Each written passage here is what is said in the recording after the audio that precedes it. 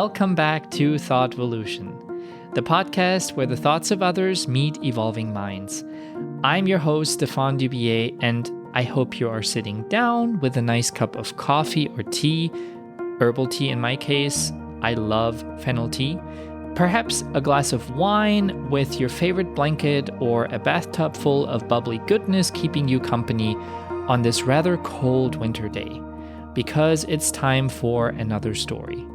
My guest today is Dustin. He's 30 years old, happily married, just moved into his new home together with his wife Jordan and their two adorable kids, Aaron and Sophie.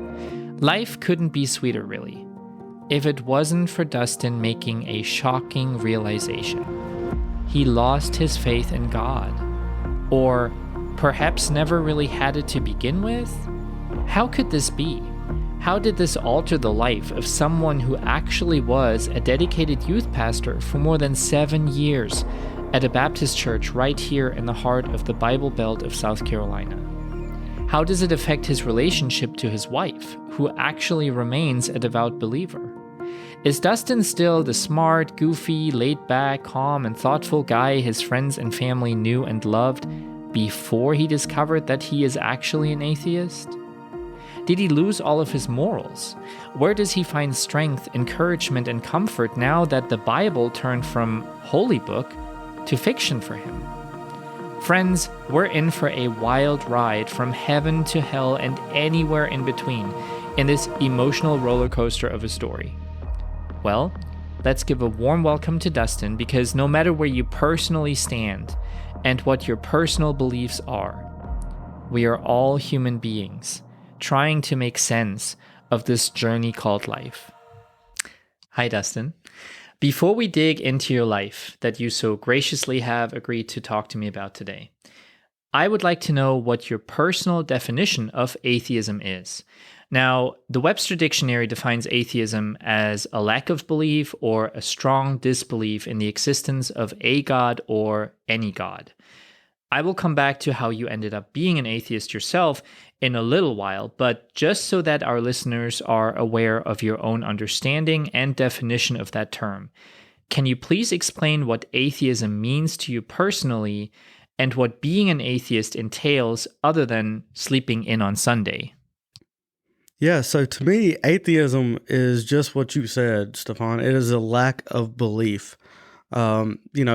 When I was a Christian, and I know we'll get into it, when I was a Christian, I thought that atheist meant that you were actively going against God and that you not only didn't believe in God, but you were seeking to bring others away from Him. And so now that I'm an atheist, no, I would say that it's the exact opposite, that there is a claim on the table that someone gives to you and you reject that claim. You do not see the evidence of that claim. And so, yeah, you by default become an atheist. It's not something you choose, but it is a result of rejection of a claim. And so there are, many terms that people throw out with, such as agnosticism, atheism, all these claims. Agnosticism is simply that you do not know if there's a God or not, and you don't think there's a way you can know. Atheists, especially myself, say that there is a way you can know. If God of the Bible specifically was real, then He could reveal Himself in any way that He chose.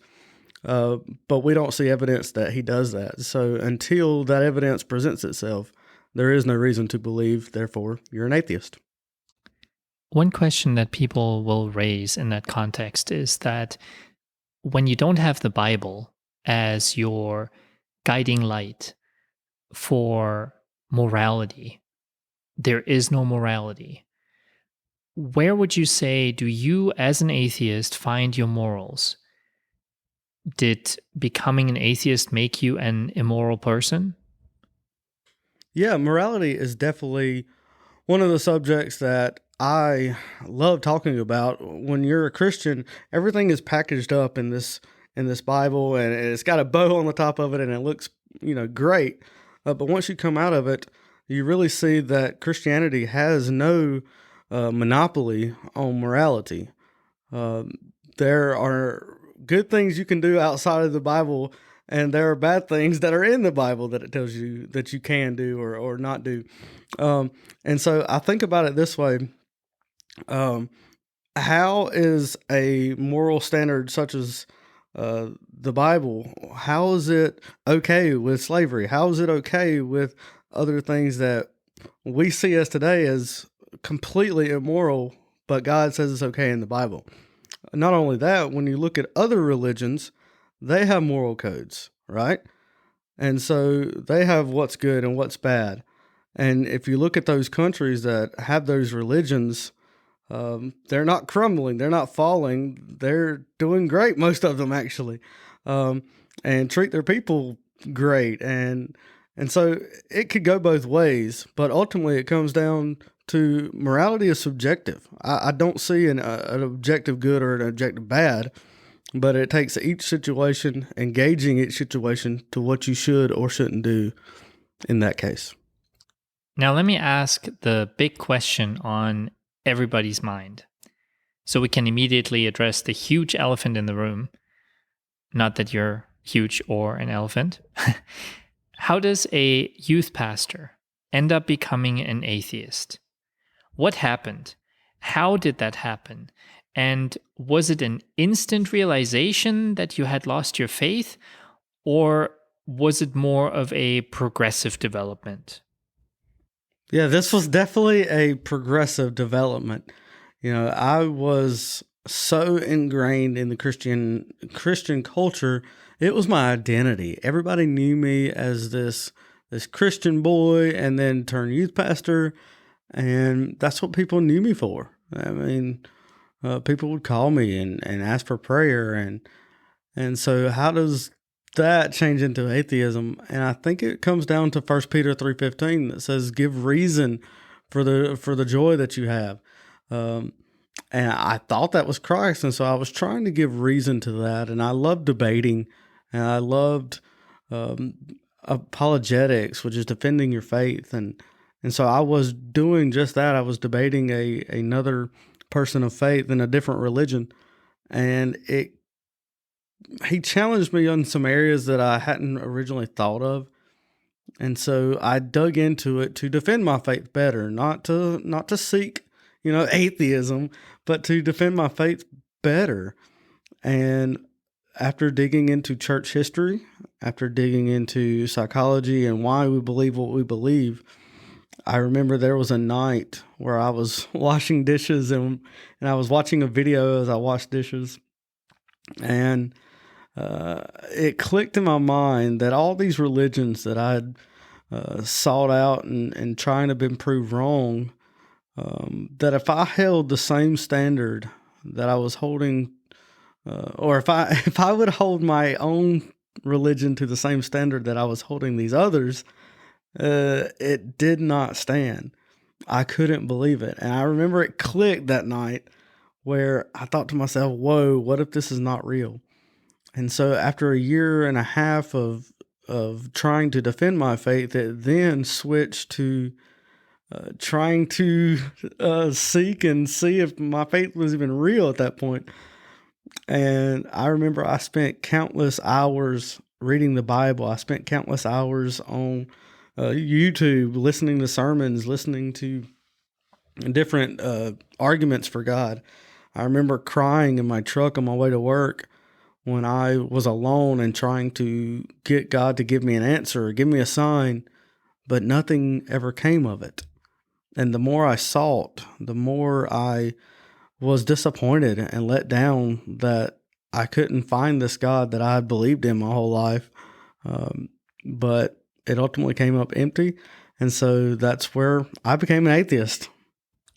Hearing you talk about it, it sounds like it was an incredibly tough realization, like a grieving process. I mean, departing from everything that you knew, everyone that you knew, that must have been rough.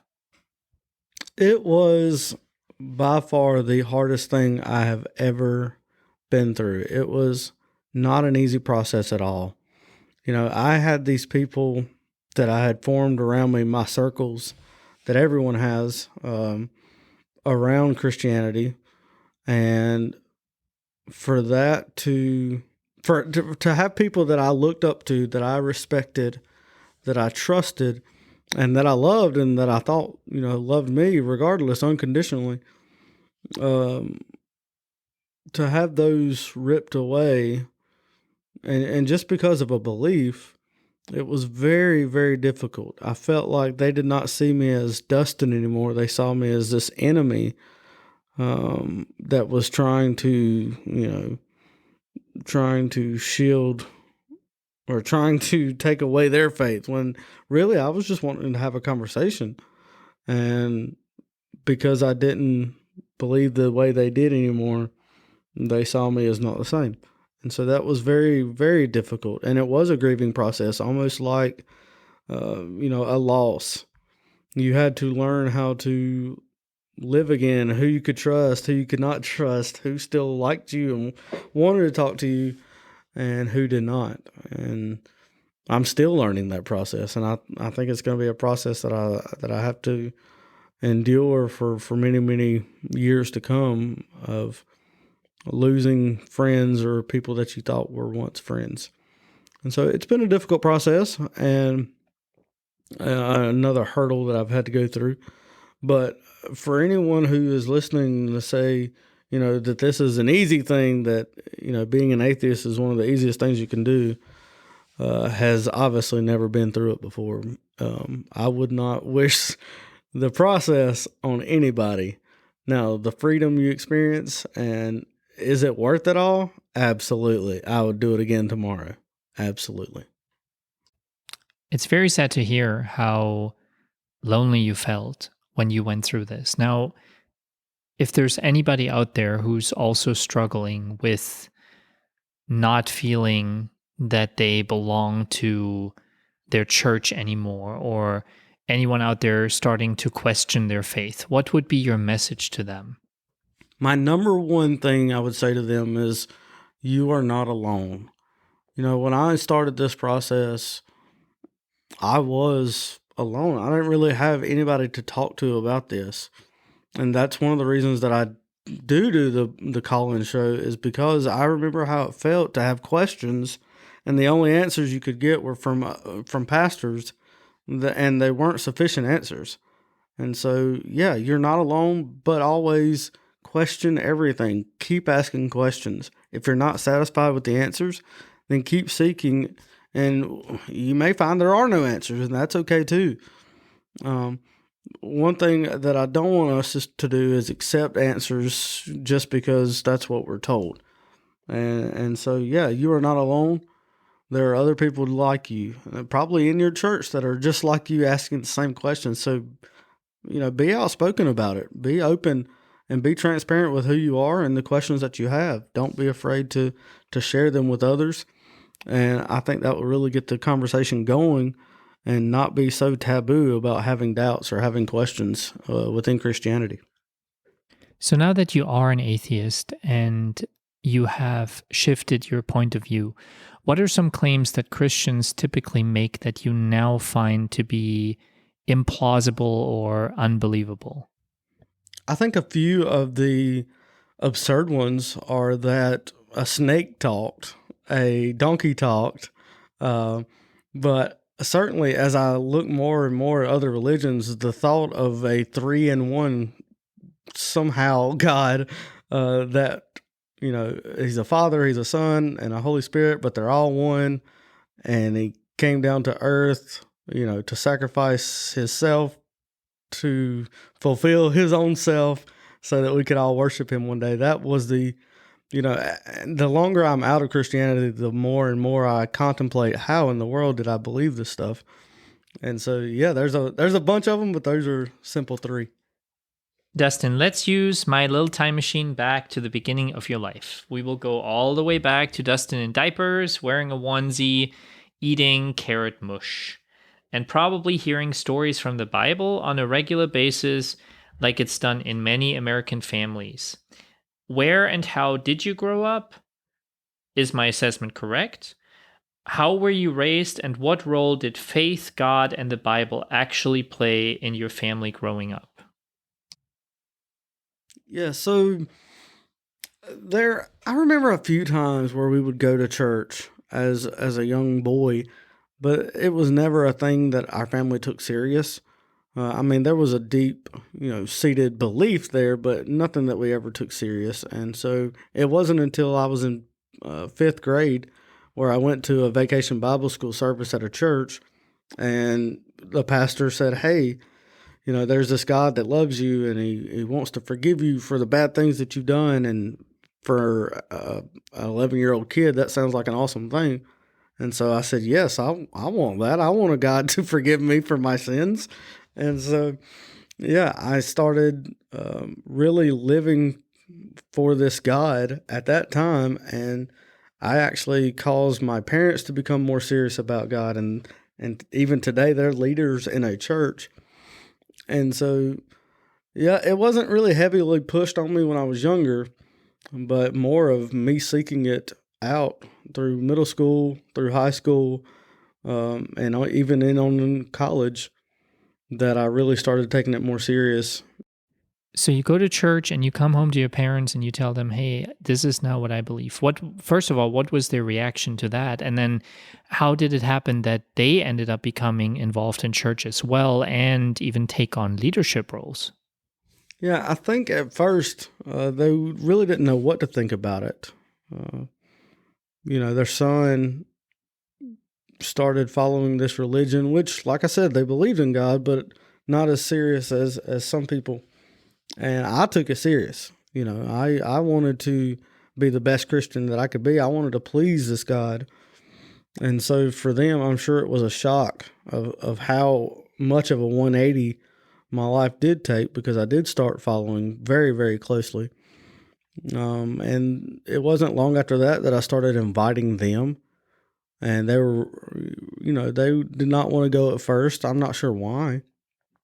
But as they did come, they wanted to get more involved, and they saw that the change that it was having in me, and they wanted that for themselves.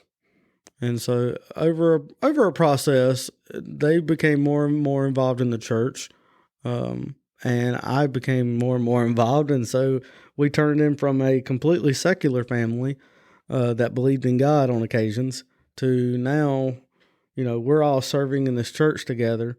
And it was almost a family bonding thing that we did together. So it seems like religion at that point actually had a very positive impact on your life.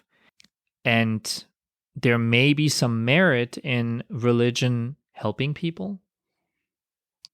There are certainly some good things about religion. Don't get me wrong. There is a community there.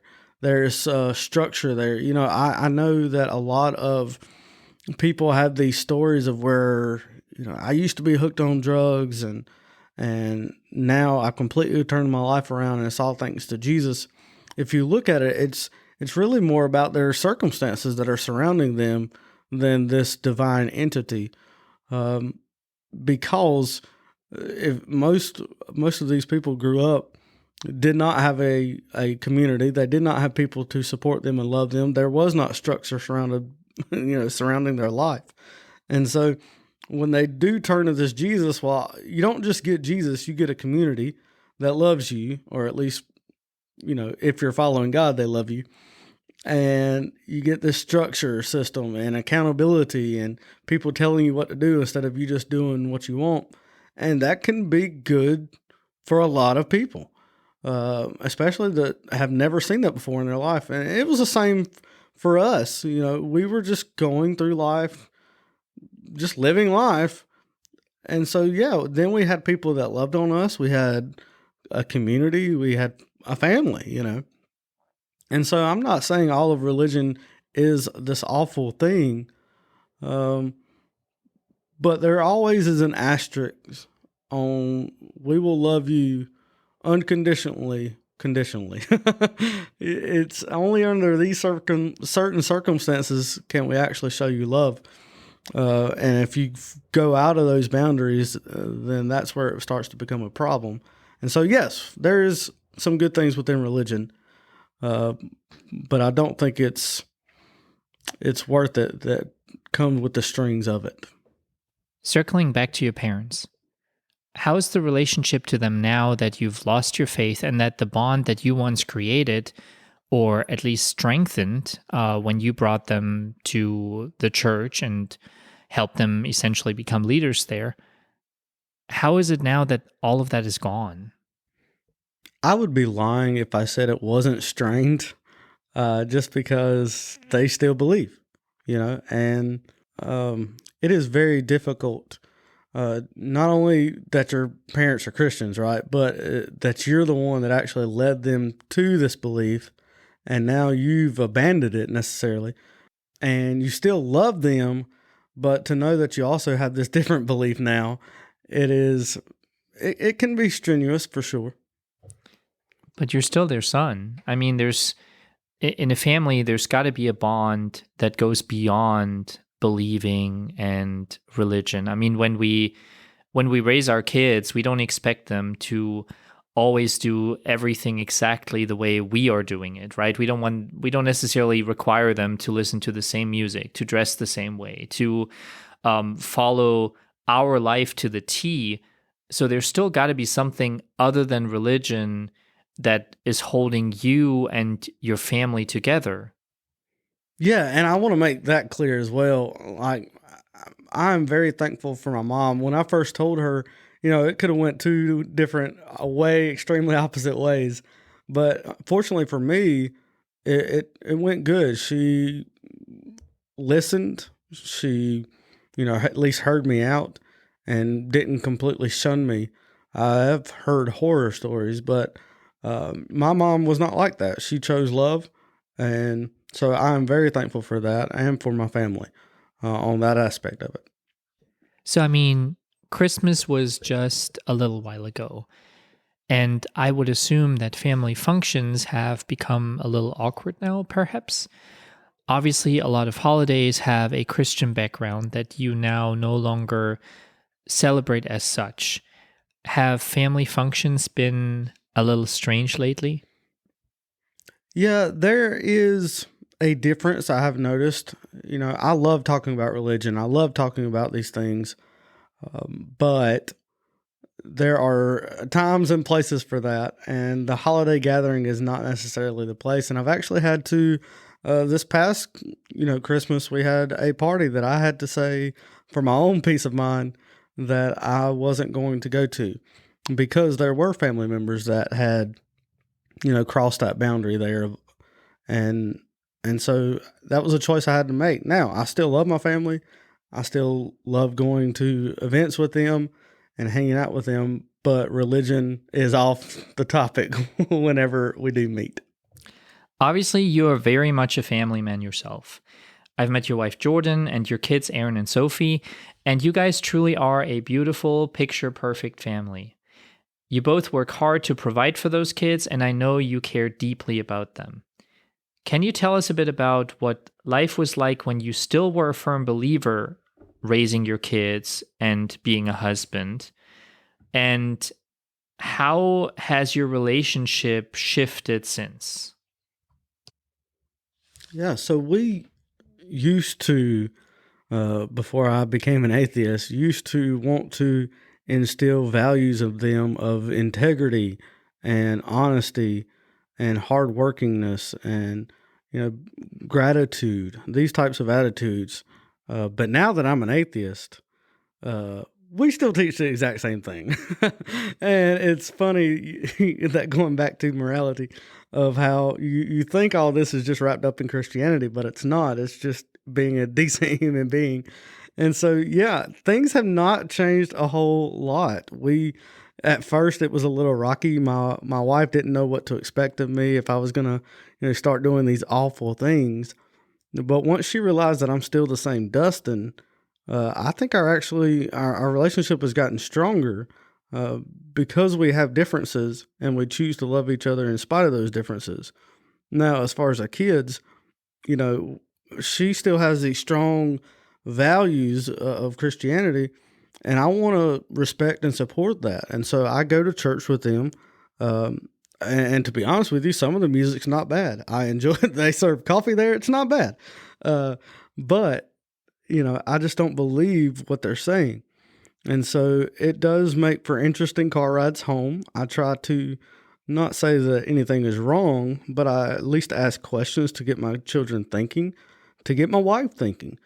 And so as far as home life, though, we're still the same family. We still love each other. We still have fun. We just believe different things. How and when did you come out as atheist to your wife?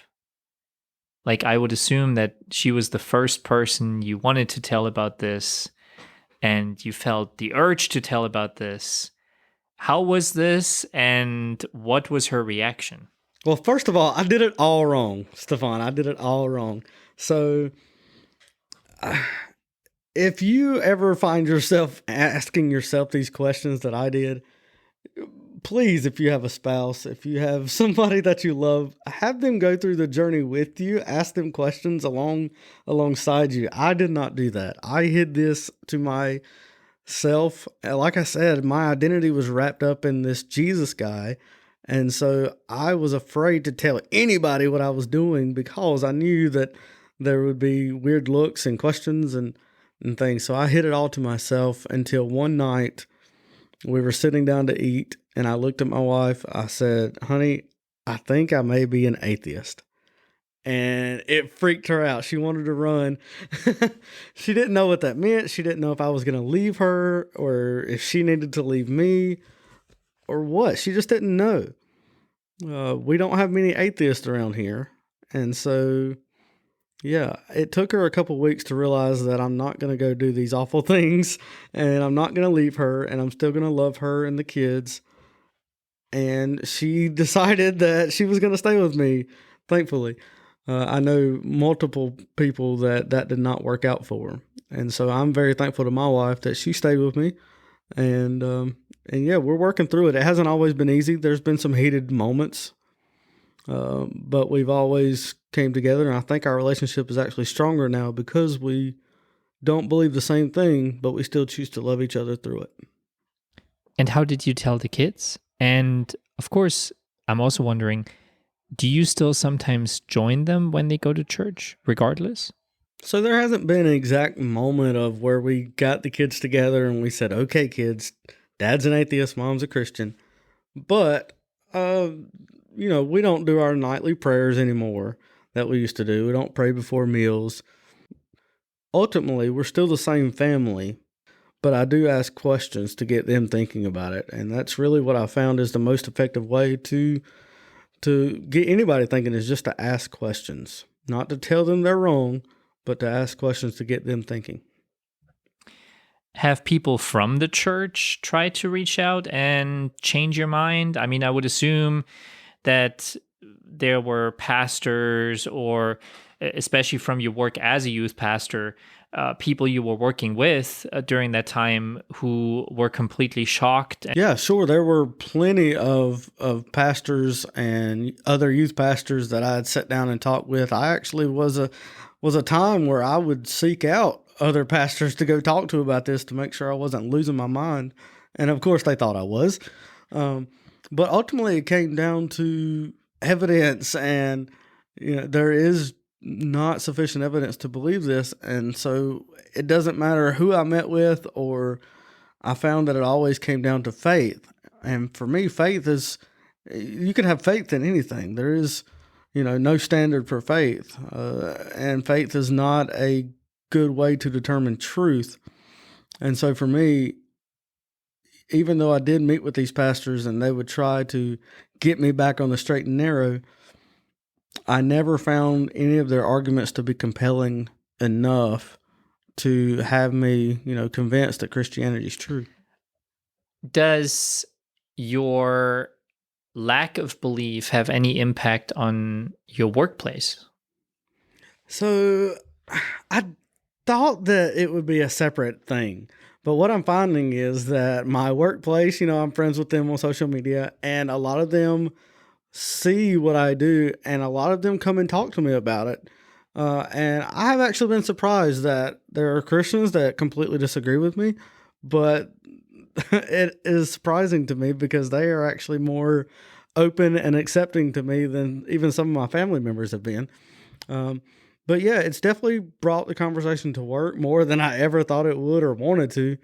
But other than that, it hasn't affected anything. My work is very professional. My bosses are very, very professional. And even though they know where I stand, they don't bring it up. And so I'm appreciative of that.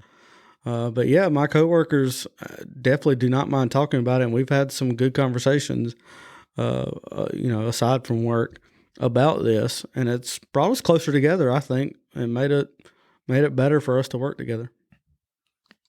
What do you miss the most? When you look back, I mean, working with kids, I can see your eyes light up when you talk about your own kids. And I can imagine that the work as a youth pastor was also very fulfilling for you on levels that do not necessarily involve faith. What are some things that you miss from that time? Yeah, I miss having relationship with students. I miss having an impact, making a difference with students. Many of you may not know this. When we first got married, my wife and I, we moved to Hawaii for a year and did ministry there with a church. And we got to meet students that aren't from Southern America and that have these different beliefs or no beliefs. And so for them, talking about the support structure, there was none. And talk about the family and the community, there was none. And so for us to be able to go into this place and love on kids and just tell them that they're worth living for and that they're an important thing and that they're smart and they're okay just the way they are. Man, I miss that part of it. I miss being able to love on students. And for me, it's so sad that, once you're a pastor, everybody trusts you, right, with their kids. But if you're an atheist, nobody trusts you with their kids. But it's so sad because I'm still the same Dustin that loves teenagers and wants to help them in their lives and make a positive impact.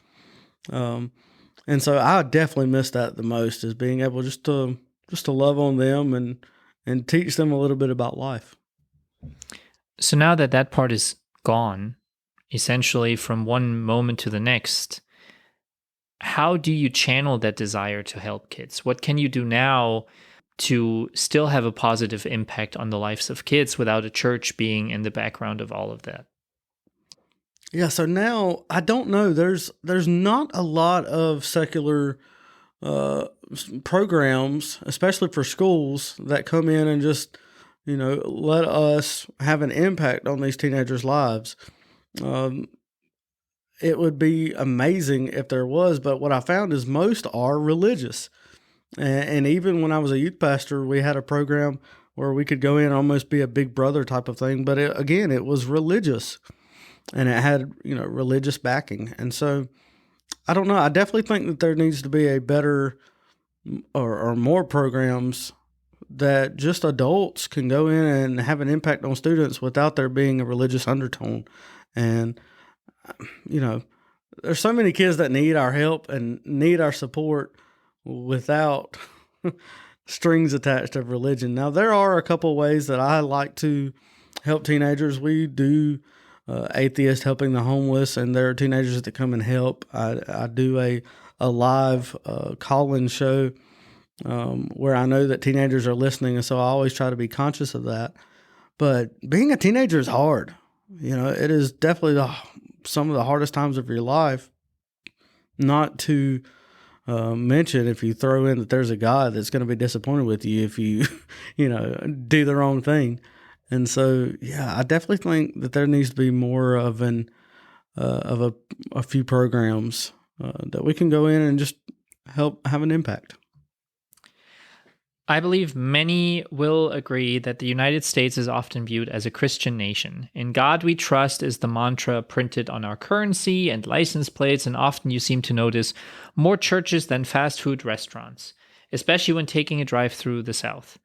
According to the Religious Landscape study conducted in 2007 and 2014, and as reported by the Pew Research Center, 70.6% of people in the United States identify as a member of some group belonging to the Christian faith, while only 22.8% identify as unaffiliated, meaning either atheist or agnostic or nothing in particular.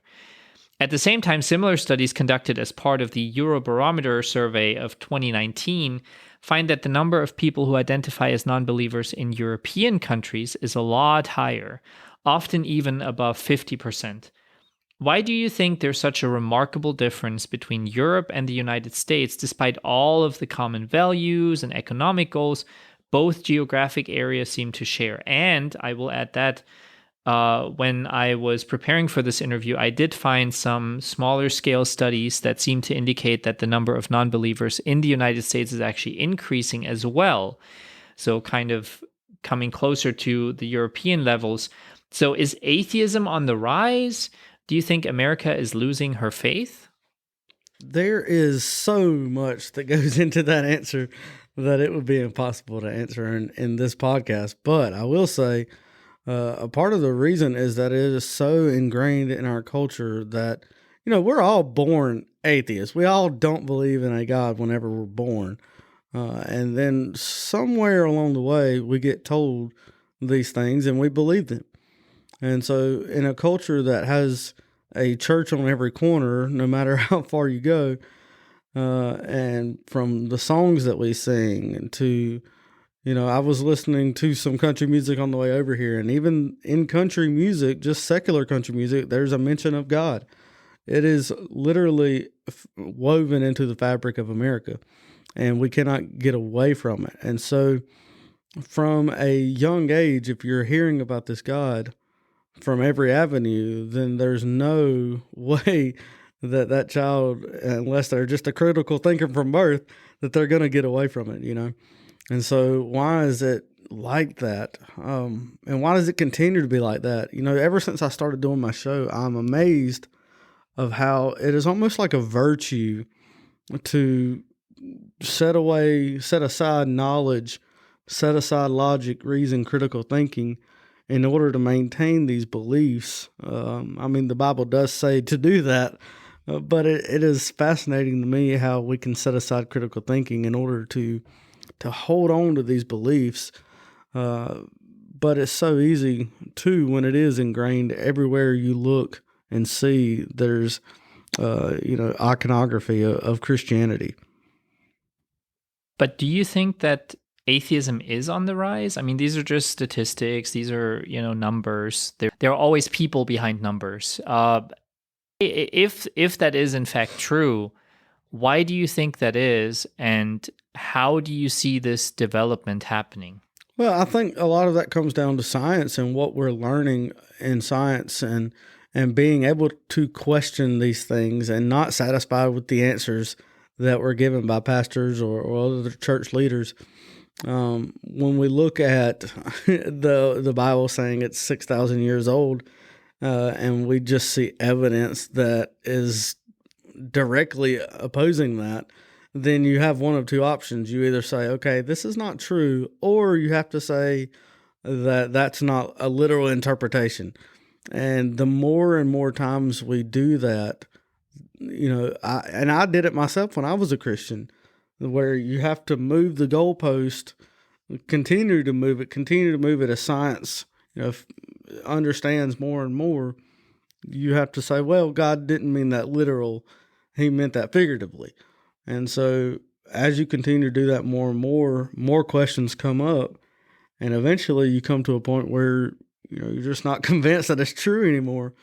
And I think that's only going to get worse or I say worse, but it's going to get better as we do understand more and more about the reality that we're living in.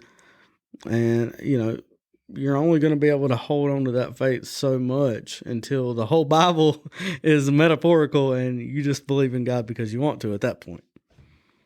So one thing I mentioned earlier is that obviously now the Bible is no longer a book of meaning to you. Where do you find your strength? Like, what is it that encourages you and that helps you keep your sanity when things get rocky? Yeah, so I've always been a realist.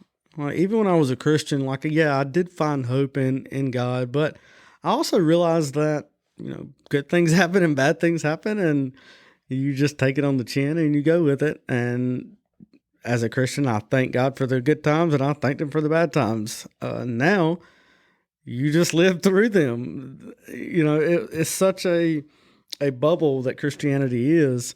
The bad things come from Satan, so you thank God for the good things and you trust Him in the bad things, when in reality, bad things just happen. And so, yeah, I think for me, whenever I'm going through bad times, I'm an optimist. I look at the positives in almost every situation, but I look at how we handle the situation. I don't think there is necessarily an objective hope, but there is a hope in almost every single situation that good would come out of it. And it's up to you to find that good. We're all going to die. Obviously, religion is something that gives people great comfort in times of sickness, in times of facing death. Are you afraid to die? What do you think is going to happen once you die? Great question. I don't know what's going to happen when I die, but I do know this. So the only evidence that I've seen, and I've studied near-death experiences, or at least I've studied studies of near-death experiences, and the odd part about it is no matter what religion you come from, we all seem to have very similar near-death experiences. And so that's ironic in itself. So you have to ask yourself, what is going on here? And so if it's not the religion, then what is it? And it's the fact that our body's dying and things are shutting down. And so, yeah, our brain does some weird stuff. So what happens after we die?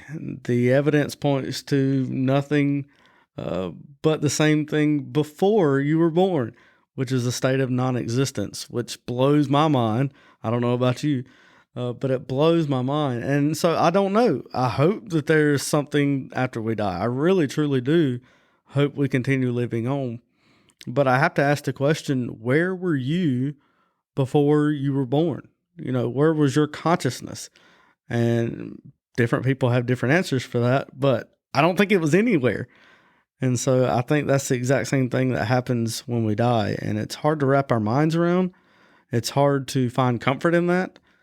But at the same time, I think it's comforting that we have life now, and it makes life that much more precious here on earth. And so where does my comfort come from? I have comfort that we have this life now, and I don't really need much more than that to have comfort. And I certainly don't need a story to believe in to find comfort in if it's not true.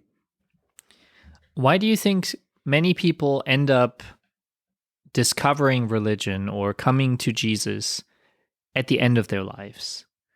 When everything is said and done, you have people who on their deathbeds ask to see a preacher, ask to have a conversation about it.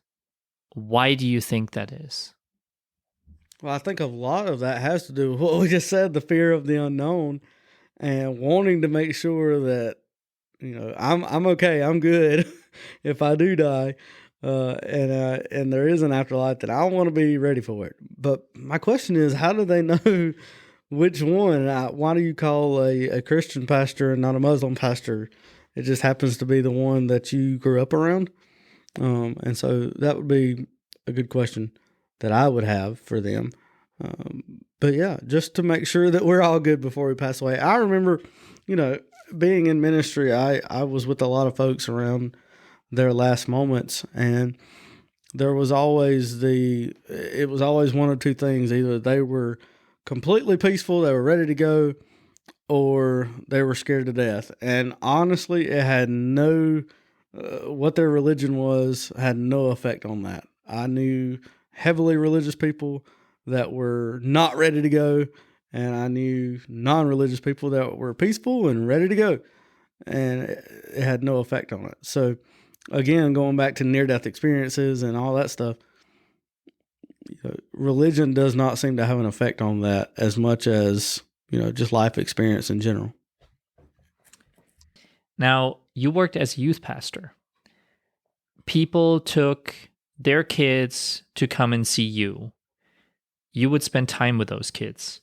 And obviously you yourself had a profound impact on the lives of those kids. And probably you're personally responsible for some of those kids having a come to Jesus moment and being saved and now being in this religion. How do you feel about that now, that you may be responsible for some of those kids now being stuck in something that you yourself consider to be misguided? Yeah, the only way I can compare it to is a teacher that, when I was in school, I was taught that Pluto was a planet. And it's certainly not as important as religion, but at the same time, those teachers taught me something that is not true, right? But they were doing what they thought was the truth. And that's all I can say that I was doing, was I thought that I was teaching truth. Now, that being said, there are a lot of students that I had that come up to me now and they say, Dustin, regardless of what you believe, I still love you. And I know that they're still believers. I know they are. But they say, I still love you no matter what you believe. And I think that has more of a statement than anything, is that when I was a youth pastor, more than anything, I taught love. I taught that we were human beings and that we should love each other. And ultimately, a lot of scripture that Jesus talked about was loving your neighbor. And so I'm fine with that. And as much as I don't think the Bible is true, I still love those students. And I hope that they can understand, at least as much as I believed that I was teaching the truth, more than anything, I taught love. And I hope that resonates with the students more than anything else that I taught. Do you think there is anything anyone could do, realistically, with your mindset now, that would be able to change your mind? Is there anything that anyone could do to have you return to being a Christian? Yeah, that is a tough one. I want to say, yeah, obviously, if I was to be shown evidence that this God exists and he's real, a God that does not actually manifest in reality is no different than a God that doesn't exist at all. And so for me to believe, the time to believe is when you've been presented evidence. So what would change my mind? Just evidence. I don't know what that looks like. I don't know what it would be, but I cannot believe until I see that sufficient evidence. Now, from there, would I worship this God of the Bible? I don't know if I could, with the genocides and the awful things, without going into too much detail. Without the awful things in there, sure, we can love everybody. I would worship that God. But to worship a God that has strings attached and may send people to eternal torment for just not believing, I don't know if that's a God that I could worship. So could I ultimately be convinced he exists? Sure, show me the evidence. But if not, then no.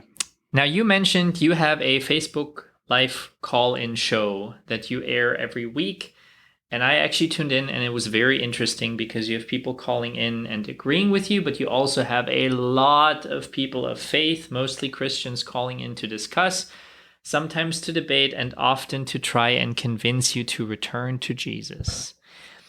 What made you launch the show, first of all? Well, I wanted an avenue for discussion to be held. I want to provoke thought and reason and logic and critical thinking. And the best way to do that is to have discussion. And so I wanted a place for that discussion to happen and for other people to be able to listen in on that discussions. I met with a lot of pastors.